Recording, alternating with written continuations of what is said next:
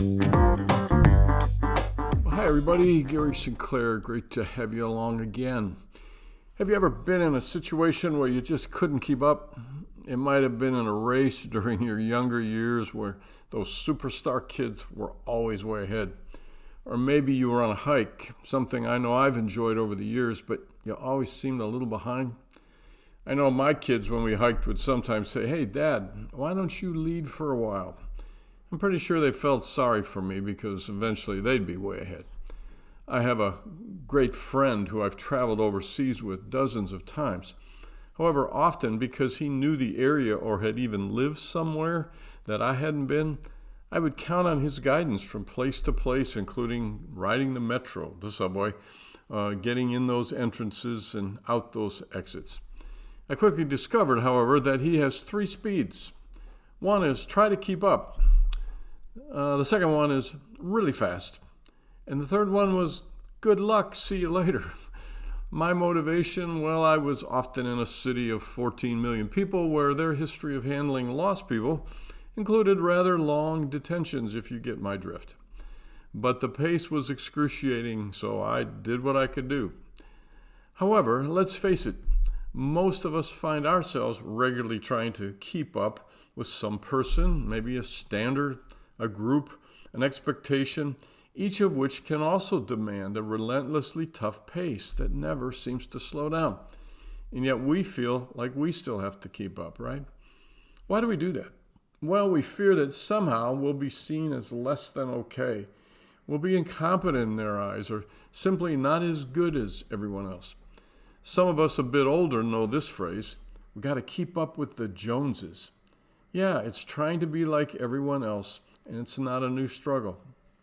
What are some of the common keep-up challenges that most of us have to choose from? Well, it can be our kids' activities. Is Ryan playing on the traveling team this year? Amy's going to 3 softball camps. 2 of them are in California. Okay. Or possessions. You know, the kind and year of car we have, or the size of our house, or the things our kids have to have, or the vacations we take in their prime locations. So what are you doing, meaning is it cool, over spring and fall break this year? See, even the pull of Christian faith activities and opportunities can be more of a siren call than a sincere desire just to grow. Are you going to the conference? Will you be at the ladies' Bible study? Oh, you are reading so-and-so's new book, right? Oh, it's the best one ever, and it's what we all need right now. See, even good things can become part of the black hole of keeping up with others doing and being things that instead of giving us life, steal much of it. So what do?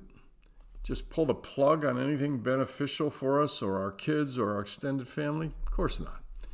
The answer is more of a mindset change rather than a bunch of scheduling changes, though we might need to make a few. The mindset, though simple, isn't easy to pull off. See, there's some risk involved. If not physical risk, at least emotional and even social risk. See, our mind and heart have to accept and embrace a new truth and a few corollaries. The overarching reality is simply this: my or our worth and value are not based on what I do or how much we do and who I keep up with. That's it. In fact, if our worth resides in our mind in that other way, we'll never make it. It's a black hole that always wants more. Matthew 6, Jesus talked about how life is far more important than clothes and food and possessions, and how he'll ultimately provide for us like he does even the birds. But then he says this, are you not worth much more than they are? Keeping up, you see, doesn't determine our value. God does. So we have to commit to this possibly new or at least forgotten reality, but then we also have to take some first steps to put it into practice. See, this part adds the subpoints to my overarching concept, such as I or we don't have to do all the same things. We don't have to spend the same amount of money or give up far more precious things like family time so that we miss out on far better moments like rest and face-to-face gatherings and meal times and family traditions and serving others just because we want to do it. We call Friday night through Sunday night the weekend, right? But sadly, most of our weeks just keep going. When Friday daytime rolls around and there are more responsibilities, games, shows, travel, busyness, all to keep up with someone or something. I have a phrase I use a lot. Even in previous posts, you may have heard it, but it's still pretty poignant. If we let it continue, it will. And if you and your family are always trying to keep up and now you're worn out or seeing the current and potential problems that loom doing that, maybe it's time to not let it continue. But to do that, you got to take a first significant step in a new direction. You got to quit maybe one activity, turn down one expected responsibility or event, put the brakes on some weekend expectations and just enjoy something simple, something fun, refilling, or just different that lets you breathe in new life instead of be out of breath. I can't tell you what to change, only what might be a new and better goal, a more fulfilling way to live, even though you do still keep up with some good things that may demand a bit more. That's normal, that's healthy. It's your choice. But maybe start there with the next thing or person pulling you in. Choose your response, because remember, the pull doesn't own you. Try it. Talk to you next time.